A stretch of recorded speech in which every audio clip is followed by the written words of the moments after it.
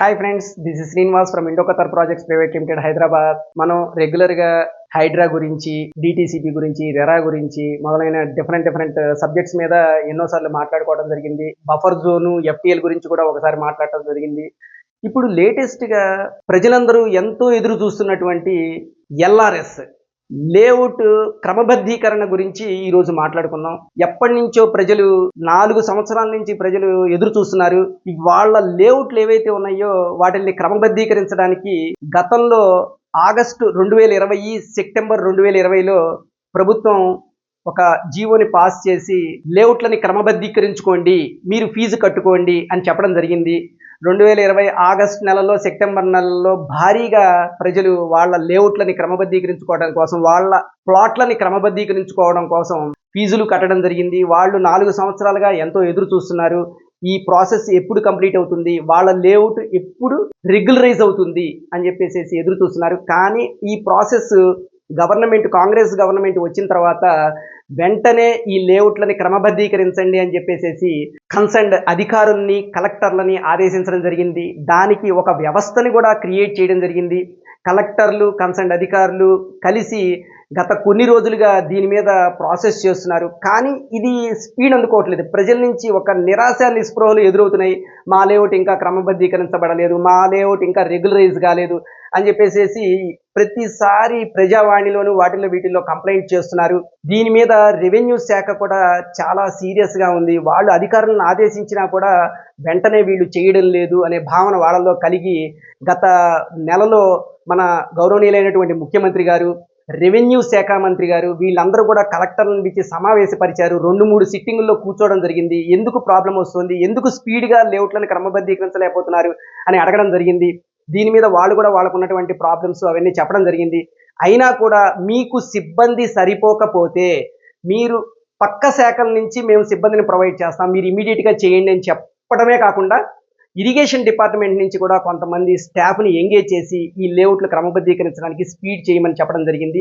2020 August September నెలలో తీసుకున్న అప్లికేషన్స్కి మాత్రమే ఈ లేఅవుట్లని క్రమబద్ధీకరించడం జరుగుతుంది. ఆ పీరియడ్ ముందు ఎవరైతే లేఅవుట్లు ఉన్నాయో, పంచాయతీ లేఅవుట్లు అవ్వచ్చు, లేదంటే నార్మల్ లేఅవుట్లు కావచ్చు, ఏవైనా సరే ఆ లేఅవుట్లకు సంబంధించి మాత్రమే ఈ ఎల్ఆర్ఎస్ రెగ్యులరైజేషన్ చేయడం జరుగుతుంది. ఇంకొక విషయం ఏంటంటే, ఇది జీవో నెంబర్ 131 ఇష్యూ చేయడం జరిగింది. జీవో నెంబర్ 131 ప్రకారం రెగ్యులరైజ్ చేయమని. దాని తర్వాత 2023లో జీవో నెంబర్ 135ను కూడా రిలీజ్ చేయడం జరిగింది. కొన్ని మోడిఫికేషన్స్ చేసి ఈ విధంగా చేస్తే ఇంకా బాగుంటుంది, ఈ విధంగా చేస్తే ఇంకా బాగుంటుంది అని చెప్పేసి కొన్ని మార్పులు చేర్పులు చేసి మళ్ళీ ఇంకొక జీవోను కూడా ఇష్యూ చేయడం జరిగింది. కార్పొరేషన్ పరిధిలో, గ్రామ పంచాయతీ పరిధిలో ప్లస్ పురపాలక సంఘ పరిధిలో మొత్తం 25.67 లక్షల అప్లికేషన్స్ రావడం జరిగింది ఈ ఎల్ఆర్ఎస్ రెగ్యులరైజ్ చేయడం కోసం. దీనిలో 10.67 లక్షలు పురపాలక సంఘ పరిధిలో ఉన్నాయి. మిగతా 10.41 లక్షలు గ్రామ పంచాయతీల్లో ఉన్నాయి. రిమైనింగ్ అప్లికేషన్స్ ఏవైతే ఉన్నాయో అవన్నీ కూడా కార్పొరేషన్ పరిధిలో ఉండడం జరిగింది. వీటిని క్రమబద్ధీకరించే పనిలో మొత్తం ఈ రోజు వరకు కూడా 4.5 లక్షల అప్లికేషన్ని మాత్రమే వీళ్ళు పరిశీలన చేయడం జరిగింది అధికారులు.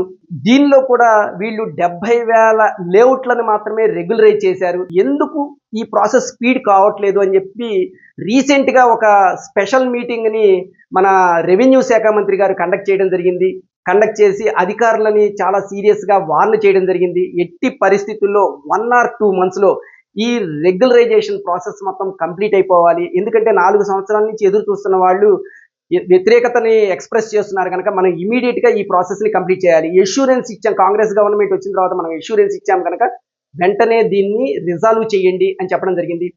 వీళ్ళు కలెక్టర్లు కానీ లేదంటే ఈ అధికారులు కానీ వీళ్ళకి కొంత డైలమా ఉంది. ఎందుకంటే ఈ హైడ్రా ఎఫెక్ట్తో కూడా కొంత డిలే అవుతుందని చెప్పుకోవచ్చు. ఎందుకంటే ఈ పాండ్స్, ఆ చుట్టుపక్కల ఉన్న ప్రాంతాల్లో ఉన్నటువంటి లేఅవుట్లు కానీ, ప్లాట్స్ కానీ అవన్నీ రెగ్యులరైజేషన్కి ఇందులో అప్లికేషన్స్ వచ్చినాయి. చాలా వరకు అప్లికేషన్స్ని రిజెక్ట్ చేయాల్సిన పరిస్థితి వస్తుంది. ఎందుకంటే అది ఎఫ్టిఎల్ లిమిట్స్లోను, బఫర్ జోన్స్లోనూ ఉండడం జరిగింది. దీన్ని అధిగమించడం కోసం అధికారులంతా కూడా చాలా స్పీడ్గా వర్క్ చేయాలి అని చెప్పేసి రీసెంట్గానే వాళ్ళు ఒక డెసిషన్కి వచ్చింది. నాకు తెలిసినంత వరకు ఒక 3 నెలల నుంచి 6 నెలల సమయంలోపే ఈ ప్రాసెస్ మొత్తం కంప్లీట్ అయిపోయి ఎవరికైతే లేఅవుట్ రెగ్యులరైజేషన్ కోసం ఫీజు ప్రాసెస్ని వాళ్ళు 2020 ఆగస్టు సెప్టెంబర్ మంత్స్లో చేసుకున్నారో వాళ్ళందరివి కూడా కరెక్ట్గా కనుక ఉంటే ఖచ్చితంగా వాళ్ళ లేఅవుట్లు రెగ్యులరైజ్ అవుతాయి. మోరోవర్ ఇంకొక విషయం ఏంటంటే కొంతమంది వాళ్ళ లేఅవుట్లు వారివి కాకపోయినా కూడా ప్రభుత్వ స్థలాల్లో వాళ్ళు లేఅవుట్లుగా చూపించడం జరిగింది. అలాంటి ల్యాండ్స్కి మటుకు పర్మిషన్ రాదు.